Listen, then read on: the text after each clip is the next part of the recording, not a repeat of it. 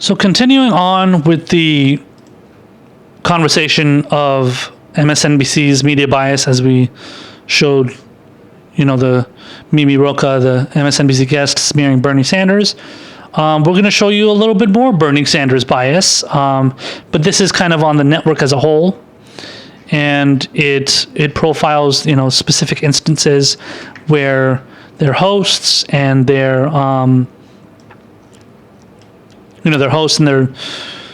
their contributors and their analysts and all that stuff saying untrue and stupid things about Bernie that is bullshit.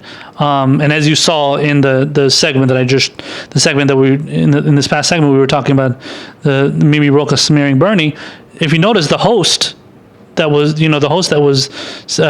interviewing, hosting that panel there for that show, he didn't say anything. I think he immediately went to break after Mimi Rocha said that. After she said that, he didn't say shit. He just, okay, we gotta go break. Okay. And then he just left. Either that was like a matter of like kind of playing, kind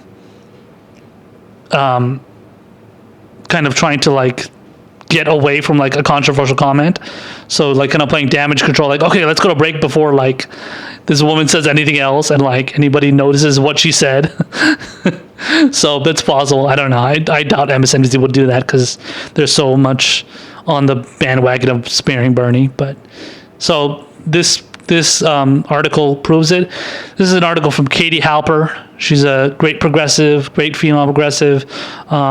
Another one of those female Bernie bros apparently, and she's also Jewish. So I'm sure she gets called fucking anti-Semitic and shit too because she's not a supporter of Israel and she's anti AIPAC and shit too. She's called out AIPAC many times and she's pro-Palestinian rights and everything. So yeah, good luck calling her that shit. But anyway, but Katie Halper wrote a great article here for the website fair.org, which is Fairness, Accuracy, and Reporting. And the title of the article is MSNBC's anti-Sanders bias makes it forget how to do math. So it starts out with the body of the article saying, when MSNBC analyst Mimi Rocha said that Bernie Sanders made her skin crawl, though she can't even identify you for what exactly it is, she was just expressing more overtly the anti-Sanders bias that pervades the network. The hostility is so entrenched, in fact, it seems to have corrupted MSNBC's mathematical reasoning and created a new system of arithmetic. The cable news network has repeatedly made on-air and online mistakes about Sanders' polling and other numbers, always to his detriment and never with any official correction. Here are some new rules MSNBC seems to follow when it comes to math and Bernie Sanders.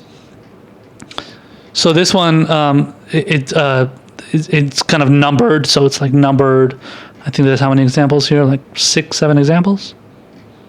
6 examples. So this is 6 examples of like MSNBC's so-called mistakes and anti-Bernie bias. So this one says, number 1, 49 is less than 48. Result, Sanders goes from second to, quote, 4th place. So it says MSNBC made a handy graphic for a poll on July 7th that showed 2020 matchups against Trump among Democratic voters. The list was in descending order of candidates' polling numbers, except for Bernie Sanders, whose name is placed under Warren's and Harris's, although he polls higher than both of them. If the list is ordered by the margin between the candidate and Trump, Sanders would be in 3rd place behind Harris. And do they have the picture of it here? I think they do. I think this is it. No, this is another one. So here it says 5 is greater than 7. It says result, Sanders goes from second to, quote, 3rd. Lest you know this was an isolated incident, MSNBC's Steve Kornacki placed Sanders' name below Warren's on July 15th when he was reporting on a poll put out by the Washington Post and NBC, MSNBC's parent company. Once again, the order of the names is descending by poll numbers, except for Bernie Sanders', which is, once again, placed below where it should be. This time Sanders is placed below Warren, though he polls higher than she does, both in the percentage who say they would vote for each candidate and the spread over Trump. This same order is used in the online stories headline, which says Trump trails Biden, Warren, and Sanders in new NBC News Wall Street Journal poll. But it gets worse. It was misleading to have Sanders' name after Warren's in the graphic, but an absolute error or lie to say Warren was second, which Kornacki, who was talking about a poll conducted by his own company, did. I had to rewatch the video to make sure I wasn't missing something, but Kornacki does indeed say at 109 of the video. Elizabeth Warren, she's been running second place. She is running second place on the Democratic side. She leads Trump by 5 points. Then Kornacki shows the person who is actually in second place and says Bernie Sanders, he leads by 7 points. So how is she in second place? Oh my God, these people are fucking... Either they're idiots or they're just like, they think they can get by with like deceiving people and just fucking lying. Here it says +5 equals -5. So the third example. And the result is Sanders loses, quote, 10 points. Meet the Press's Chuck Todd showed a graphic claiming that Sanders had gone down 5 points in a Quinnipiac poll. Todd got the absolute value right. He just got the value sign wrong. Sanders didn't go down 5 in the poll. He went up by 5. A 10-point difference. Yeah, that's true. And here it shows Bernie. Let's see. It shows a poll from Bernie on April 30th, 2019. He is at, 11%? And then he is at, in the next poll, he is at 18%. So what's the 5 and 5 talking about? Let's see. I'm sorry, that's 6. I'm sorry, it's 16. So he was down, he was at 11% in the April 30th poll, April 30th, 2019 poll. He was at 11%, and then he went up 5 points to 16. I thought it said 18. 16%, so that's 5 points. Well, I don't know why I say negative points. Why would you say negative 5 points? Yeah, but... Yeah, I mean, so he didn't go up 10 points, but he went up 5 points. But then Chuck Todd claimed that he went down 10 points. Or no, so went down 5 points. Yeah. Anyway. And the next one, the fourth one says 25 equals 28. Result, Sanders goes from first to, quote, second place. After an April Monmouth poll showed Bernie Sanders polling at 27% among non-white voters and Biden polling at 25%, Velshi and Rule, which is a show on MSNBC, showed a graphic which somehow added 3 points to Biden's numbers, putting him in first place, quote, first place.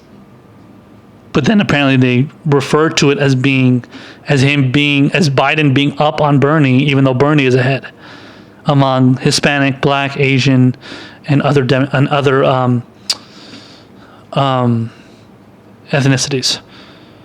Okay, so here it says less than $200 equals $0. Results: Sanders goes from a candidate with one of the best records with female donors to one of the, quote, worst. Rachel Maddow on April 29th did a segment and tweeted about a study on the gender of campaign donors.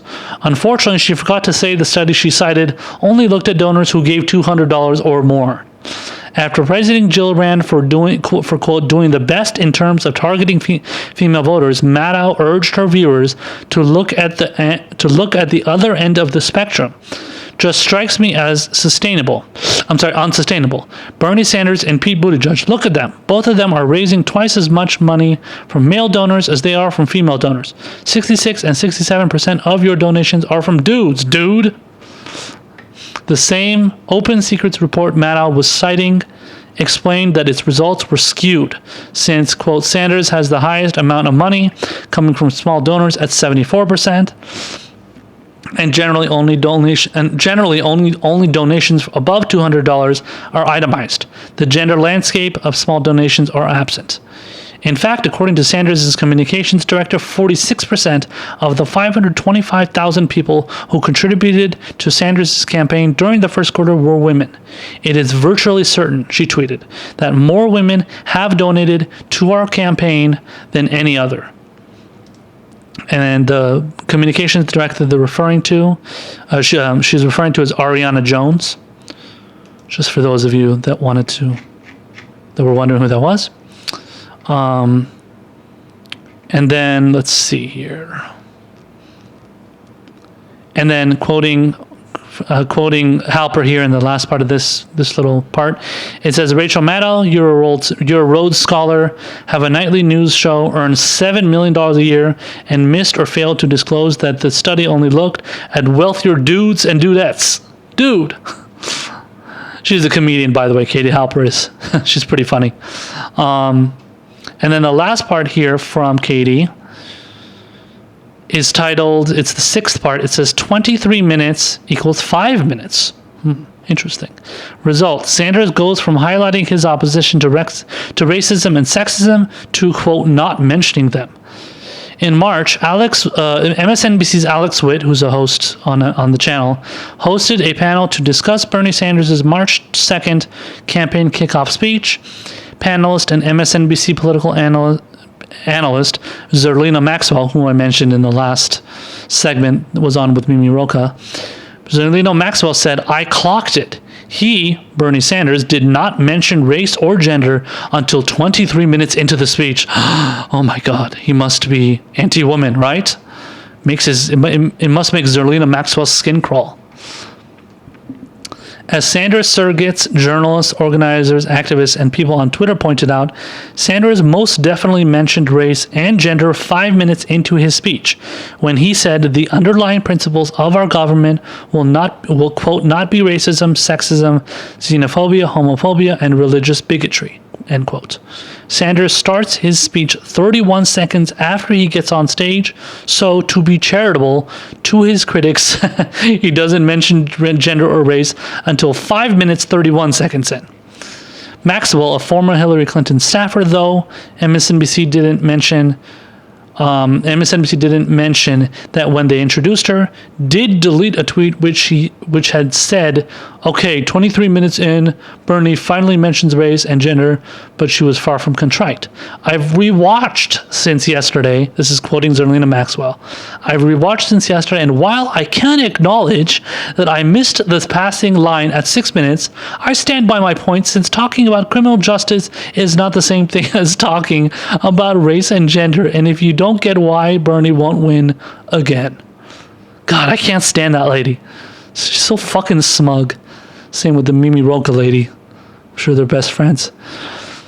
And then quoting the last paragraph from Katie Halper here, it says, Sanders spoke about race and gender outside of the context of criminal justice, which anyone who watched or rewatched the speech would know. But accuracy doesn't seem to be the point so much as it is putting down a candidate who makes your, quote, skin crawl for reasons that you can't quite explain. Citizens, including the ones MSNBC claims to speak for, deserve better. So that's a great and hilarious article from Katie Halper. She nails it. I mean, listen, man, MSNBC, their anti-Bernie Sanders bias has been evident since 2016. In 2015, I remember this because I was always an MSNBC viewer. Now, I was also a big viewer, a big follower of, a lot of new media hosts, which obviously I'm doing now. But during, so before I was watching new media, I was watching a lot of MSNBC, and then I started watching new media, and then I started to gain less interest in MSNBC, and I just can't stand MSNBC, CNN, all those channels now, and I avoid them like the plague.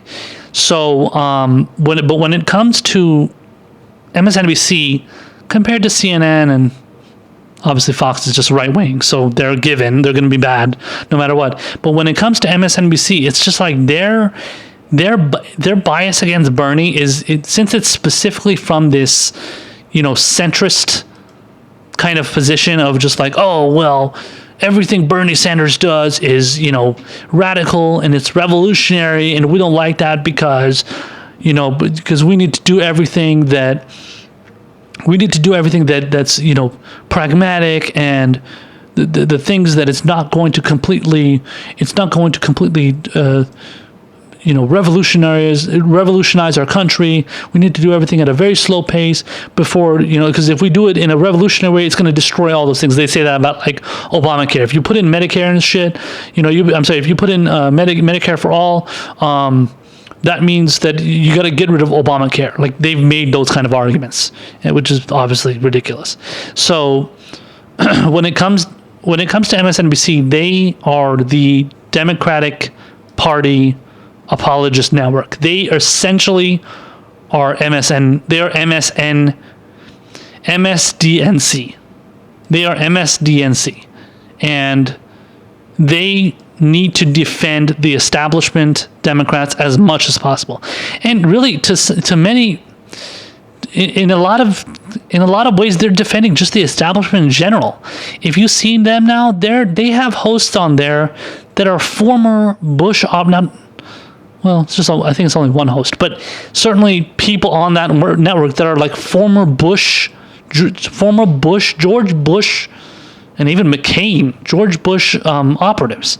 Nicole Wallace is the one that comes to mind, being the most prominent one, that is on MSNBC, that has a show. She has a fucking show on MSNBC. I think it's called Deadline or something. And I think she's like the former spokesperson for Bush. And then she was like an aide to John McCain. She was one of the people that groomed Sarah Palin. Thanks a lot for that. I appreciate it. Bringing upon the biggest fucking idiot to ever enter politics, even dumber than Bush, apparently. But Sarah Palin, Sarah Palin was obviously, definitely dumber than George Bush, but obviously George Bush was much more disastrous in what he was able to do, for the country. But Palin was just more like an embarrassment for the country. Nicole Wallace is one of the most prominent ones. And another one is Bill Kristol, who's on MSNBC now. I think George Will, I believe, is still on MSNBC. He joined MSNBC. I haven't really heard from George Will, actually, now that I think about it. But George Will was on ABC for a long time. He was on Fox News for a long time. And then eventually he ended up going to MSNBC. Again, I don't know if he's still there, but he's another one that's there. He's a big-time conservative. David Frum? I don't think David Frum. He's a former speechwriter for George W. Bush. I believe he is on, I want to say CNN, but I could be wrong. I don't watch MSNBC, and I don't watch MSNBC, I don't watch MSM, I don't watch the mainstream media very much these days. So, but yeah, like all these people, like the fact that Nicole Wallace, a former Bush operative and, McCain aide or whatever, working for MSNBC as a host, is ridiculous. And honestly, obviously the only reason that these people work for MSNBC is because they're anti-Trump. So they're these like never Trump Republican types. That's what Bill Kristol is. Even though Bill Kristol loved George W. Bush, loved all his warmongering, guarantee he agrees with Trump's warmongering. The only thing these people don't like about Donald Trump, in the long run, in all honesty, the only thing they can't stand about Trump is his mean tweets and the fact that he's like a racist and a sexist, and like he's totally like inflammatory, obviously, all the terrible things that we all know about Donald Trump. These are the things that they can't stand. The mean tweets and being over the top and crazy and a fucking lunatic. Those are the things they can't stand about Donald Trump. It doesn't have anything to do about his policies. Their policies, they could care less. Like I said, they're going to be against sexism and racism. But ultimately, when it comes down to the policies, are they against bombing brown people in the Middle East? No. Are they going against his 7-8 wars that he's in right now? No. He's not. So they're not. Is any MSNBC host, let alone any MSNBC host in general, but are those specific anti-Trump and anti-Trumper hosts that are Republicans? Are they talking about how Donald Trump shouldn't be bombing various countries, that he shouldn't be stopping, doing a Muslim ban? I don't know if they've referred to the Muslim ban. To be fair, I don't know if those Republicans are against the Muslim ban. Those never Trump Republicans are against the Muslim ban. Obviously, most Republicans are, but those specific Republicans, I don't know if they are for or against the Muslim ban. But it's not something you hear about very often. And if you're not hearing about it very often about Trump, that means MSNBC isn't talking about it, because MSNBC is the main anti-Trump network. Now, obviously, they're kind of up there with CNN, but CNN does a little bit better of a job to at least like bring on various voices, whereas MSNBC just brings on like anti-Trump people and now apparently anti-Bernie Sanders people, because they honest, a lot of them are idiots. They're stupid enough to actually think that the people that are anti-Trump are the people that are pro-Trump to some extent, or like don't hate Trump that much, they like Bernie Sanders. And then a lot of them put out this like kind of this wink and a nod about how like Bernie Sanders is a Russian asset because he got help from the Russians and then he didn't say anything about it. He didn't even fucking know about it. So, and then people are pretending as if like, yeah, Bernie Sanders got help from the Russian government, from Putin, and he didn't say anything about it, so he must have known about it. And since Trump was getting help from the Russians supposedly, that means Trump and Bernie are somehow in collusion together, and they're working together to to hate Hillary Clinton and to push policies that everybody hates, even though Bernie Sanders is a fucking democratic socialist and he pushes for policies that are complete opposite of what Donald Trump wants. Now, maybe there are a lot of things that Donald Trump says that are like anti-establishment, even though he's pro-establishment. But I mean, a lot of the rhetoric that Trump might say sounds similar to what Bernie Sanders says, like especially when it comes to like opposing like, kind of the mainstream media and how they talk about them, because a lot of the times the way the kind of media talks about Trump, they talk about Bernie Sanders in the same kind of way, kind of dismissing them in a lot of ways. They definitely did that with Trump in 2016, and they did that with Bernie in 2016. So fine, okay, whatever. If they talk about these two people in the same ways, that doesn't necessarily mean that they're the same people. Not at all. It's ridiculous to assume that. So, but yeah, I mean, they make those claims all the time. The Russiagate bullshit, Putin bullshit. So yeah, MSNBC is it's a nutty channel. Rachel Maddow, as Katie Halper mentioned, is a fucking lunatic. I used to watch her when I was, an MSNBC fan. I watched a lot of Keith Olbermann. They were decent back in the day, but man, they have gone, even Olbermann in his right has gone off the fucking rails. He's not as bad as he used to be back then. Back when he was kind of a little bit more prominent during Trump, kind of Trump's presidency. In the beginning, he was like doing a show on what was it, GQ? It's a publication, but then they have like a YouTube channel or something. Olbermann would go on there and rant about the Russians and Putin and stuff, and Trump being a Putin puppet and stuff. But he's not doing that, it seems like, anymore. But Maddow's still on that fucking train, man. She is still on that fucking bandwagon, and she loves it, and she knows that the ratings are there, so she's getting those ratings, and then she wants to keep getting those ratings, and she's going to keep talking about it. So anything to keep that money rolling in, right? You got to do as much as possible to get that money coming in, so that you can keep getting paid that $70 million a year. I think she makes she's on like a $30 million contract or something. I'm sure they're going to increase that at some point. But yeah, she's definitely the nuttiest on MSNBC. I don't watch the other people. I would say the only decent ones on there that are like even remotely decent, I would say, is Ali Velshi. Chris Hayes, to some extent or another, is okay, but he's kind of given in to the establishment, kind of his establishment bosses a lot, so he's kind of not somebody I take seriously either. What's his name? Lawrence O'Donnell calls himself a socialist, apparently, which is hilarious because he's really not. But he's called himself a socialist in the past. I don't know if he still does. I don't know. Too many socialists out there that are working for capitalist, corporations, so big corporations like Comcast, which owns MSNBC and NBC and stuff. Yeah, no, you don't.